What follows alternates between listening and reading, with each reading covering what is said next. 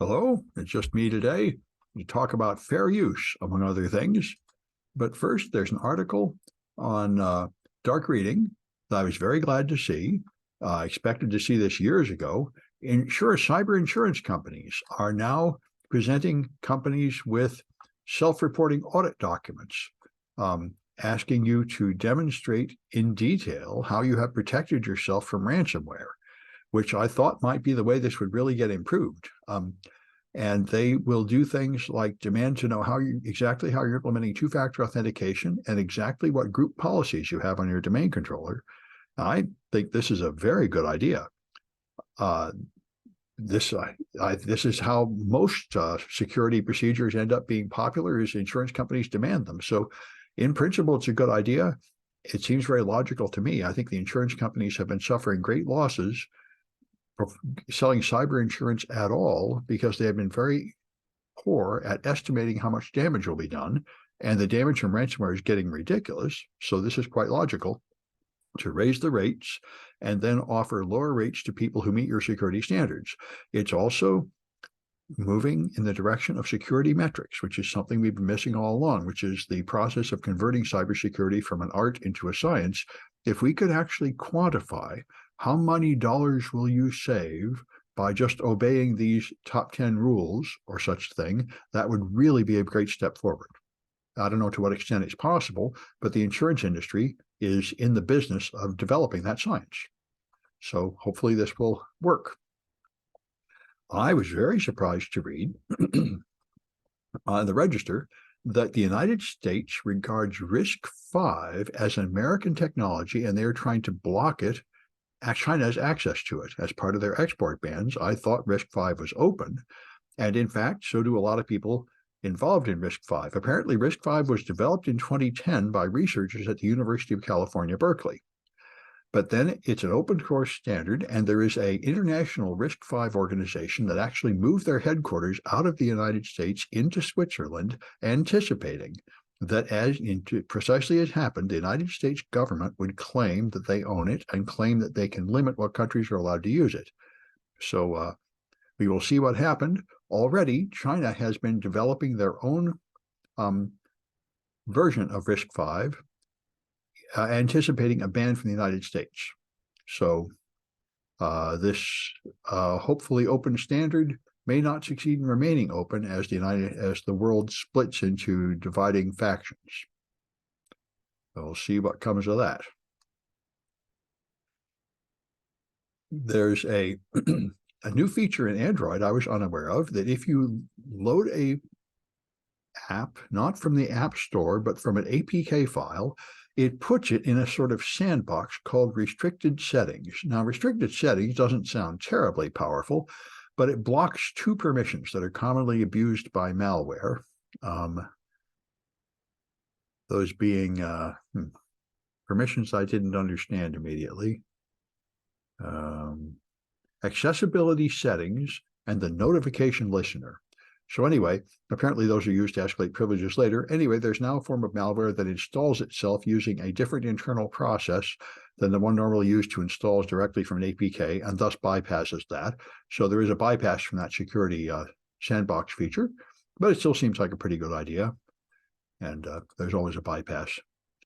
Microsoft is going to roll out enforced multi-factor authentication for their cloud service admin portals. This will apply to Entrata, Microsoft 365, Exchange, and Azure. And they're going to roll out a policy that will be in a report-only mode for a period of time, I think 90 days, and then it's going to turn to enforcement, where it forces you to use two-factor authentication. So everybody administering these Microsoft services better be aware of this. If you don't specifically tell them you want to avoid two-factor authentication, you're going to be slammed into two-factor authentication, which I think is probably a good thing in the long run. But it has been shown very, very clearly that it is very expensive and difficult to employ two-factor authentication across an enterprise. Now, putting it just for the administrators is probably relatively easy and reasonable to expect at this point. Rolling it out enterprise-wide for every account, especially including service accounts, is essentially impossible for service accounts. But anyway, this is a good step forward, I think. We really need to get beyond single-factor authentication. And here's the one that I decided was the most fun. It came up yesterday, a couple of days ago, in a discussion with my students in machine learning class. So Microsoft and now OpenAI have indemnified their customers, saying if you use our AI products and then get sued for copyright infringement, we will protect you. Now, I don't know to what extent that protection will in fact work, but it does raise a huge issue, which is seen reported as the number 3 issue of cloud security, that people are afraid. A number 3 issue with AIs is people are afraid if you use them, you will be sued for getting the products that are produced. So now the Pixel, petapixel.com has an article explaining their argument with quotes from their lawyers and stuff, how they are claiming they can get away with this. And they are claiming that if they take an AI model and train it on all the pictures you put on the web, that is fair use. That is not copyright infringement. Now, that seems to me to be a patently outrageous argument, but they probably have expensive lawyers. Maybe they'll find some way to sell this. If you take a look at Open Diffusion, for example, it will find, say, a bunch of Picassos online. It will take those Picassos and learn that, add blur to them in 1,000 steps, and then train an AI to remove blur from a blurry Picasso. And then they can start with random noise and de-blur it and create random Picassos. That's how Stable Diffusion works. And so that process, it seems to me, is very much like forging an artwork. Forging the style of someone else, I guess you could claim you created an original artwork, but it does seem like you pretty much copied the other and then sold it for money. Well, anyway, that's why it's this is what's going to be rolling through the courts, and the damages seem like they could be enormous. So anyway, it's interesting to read these articles. They have arguments claiming this is fair use, falling squarely in line with established precedents, recognizing that use of copyrighted material by technology innovators in transformative ways is entirely consistent with copyright law. So we will find out. And if they lose that, they will have to pay a lot. But they're betting that they make enough money to cover it, which is probably true. So there are refund gangs. If you order everything from Amazon and other online retailers, frequently it doesn't show up, or it gets stolen off your porch, or it shows up damaged. So you can demand a refund. And there are Telegram and Reddit groups of refund fraud gangs that will explain to you how to just order things and then lie and say you didn't get it and get a refund or a replacement, and then either sell one or just have one for free. So this is happening quite a lot. And they say they sold almost $1 million from Amazon and millions of dollars from other retailers. So it's a form of fraud I hadn't thought of. I wonder how they protect themselves. I would think they would protect themselves just by not letting one customer have too many refunds. But there are probably ways around that. Anyway, it's a thing to be aware of. And the BBC has an article saying, I blew the whistle on Meta. Now I won't work again. This is a worker there.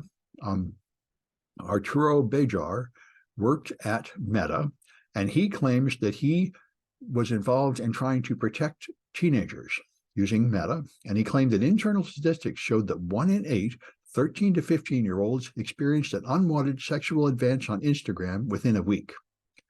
And he felt like the ability of the user to report these and get these people that are making sexual advances towards children blocked or punished in some way was insufficient, and they needed to have a simple button.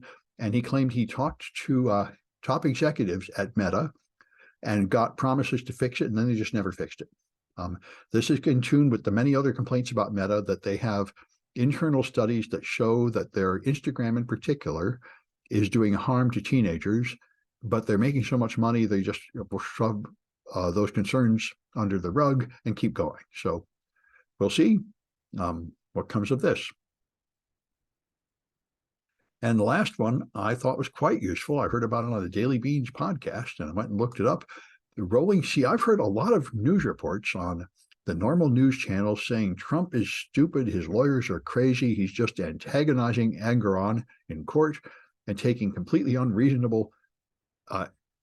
just making a fight in a totally unnecessary way. He must be out of control. And that seemed hard to believe. And the Rolling Stone has a much better analysis, which says they asked lawyers, and lawyers have said, look, he's already lost the case. He knows he's going to get a ruling he doesn't like, and he's going to have to appeal it. And so it is one strategy you can employ, guided by lawyers, is to deliberately provoke the judge, making him angry to make him make mistakes. And they say this has worked before. If you can make the judge angry enough, he will make vengeful mistakes, angry rulings, and then you have something to appeal on. So that does seem to be a strategy. It's not that he's simply stupid. And that, of course, would fit with his personality, where he just likes to aggressively attack people and throw mud on them. So it's a very interesting analysis. And they claim this is backed up by knowledge from members of the Trump legal team.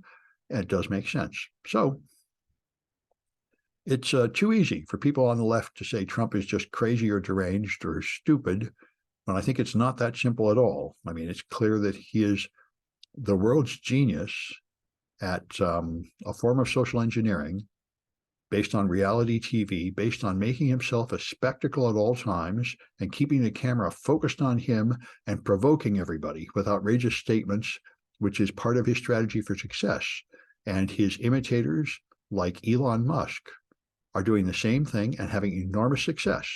Elon Musk holds his stock price at easily 10 times what the fundamentals justify by making himself a celebrity and making sure that he's in the headlines every couple of days. So he remains famous.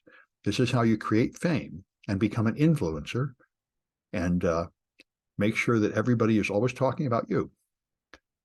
It is an effective social engineering technique.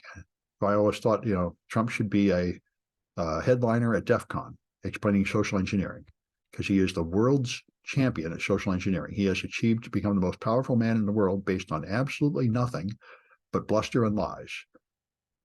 An amazing skill. Anyway, that's it for this one. I'll have another one on Friday.